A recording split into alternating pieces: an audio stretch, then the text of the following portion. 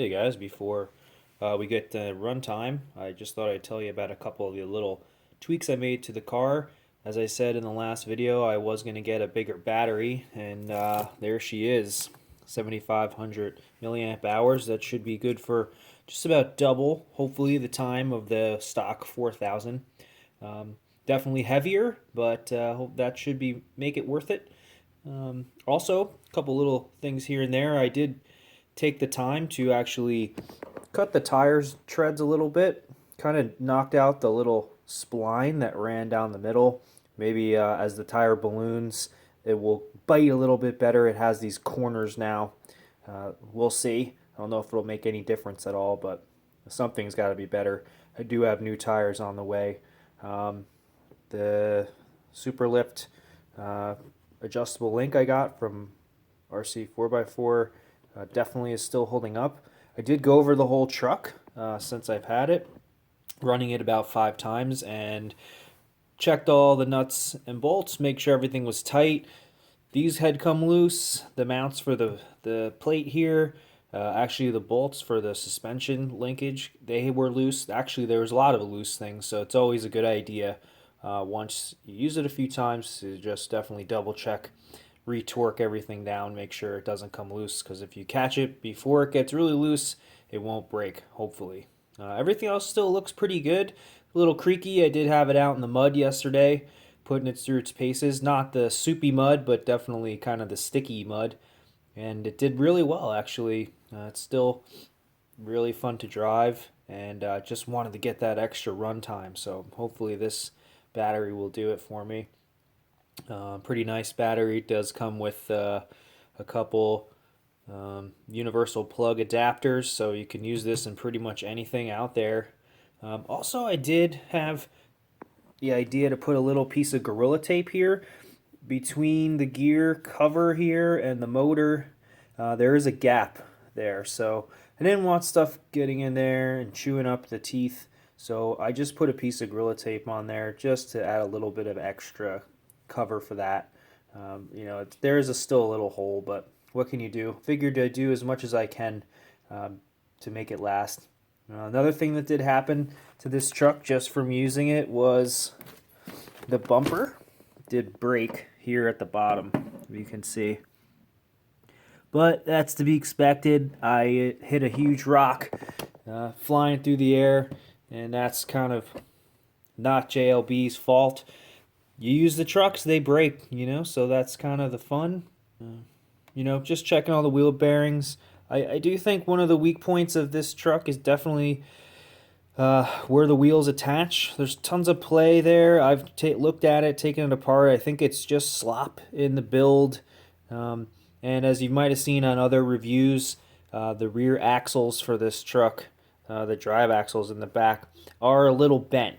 And I just think it's because they allow the play in the suspension travel at the hub instead of having a pair of half shafts that kind of pivot on each other like the Traxxas Slash does or other cars. So that's bound to put a ton of stress on there. It is steel, and it was big enough of an impact to kind of tweak those bars. So it's not really affecting it as far as I can tell, but something to be careful of. I know that somebody said you could take them off and bend them back if you had to, but that might be something you should think about ordering along with the truck when you do.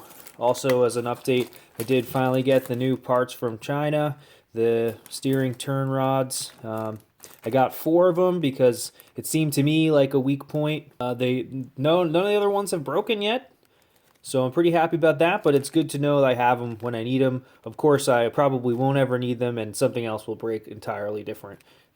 That's probably just the way it goes. Another thing I noticed about the truck, again after about 4 or 5 uses, is one of the shock boots that comes on the truck actually did split open.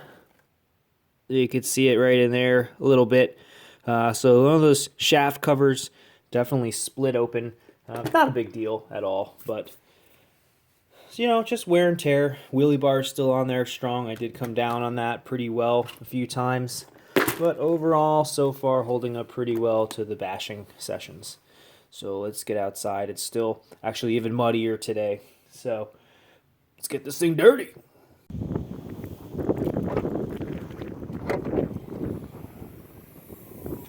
Ah.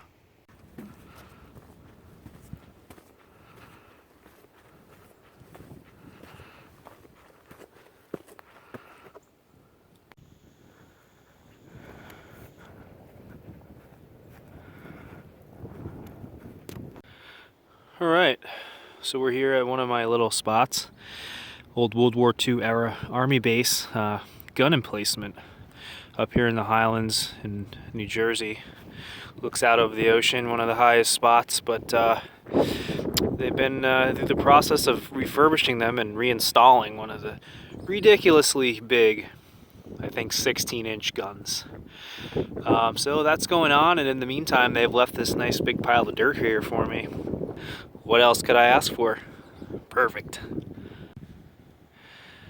Definitely a little windy today, and unseasonably warm. Absolutely beautiful. 60 degrees on December 27th. So gotta be thankful the sun is out, and time to do a little bashing.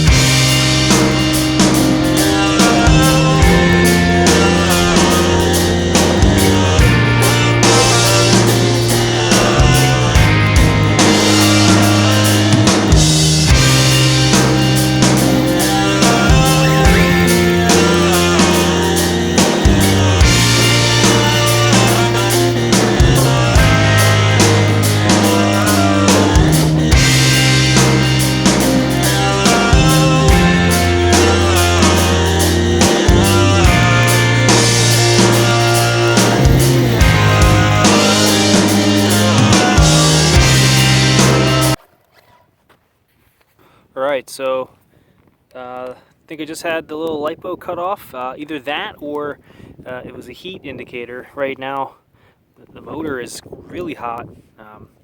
I was told this battery should work just fine in this truck. Maybe the time went a little quicker than I thought, but it didn't seem like double the run time. Maybe another 5 or 10 minutes out of it. But it is hot, so I'm kind of worried about that. We'll have to just see how it performs over the long run. But yeah, no, this truck's a ton of fun. A little bit uncontrollable, even with the throttle turned down a little bit on the remote. And as far as I can tell, nothing's broken. So it might my book, that's a success. All right.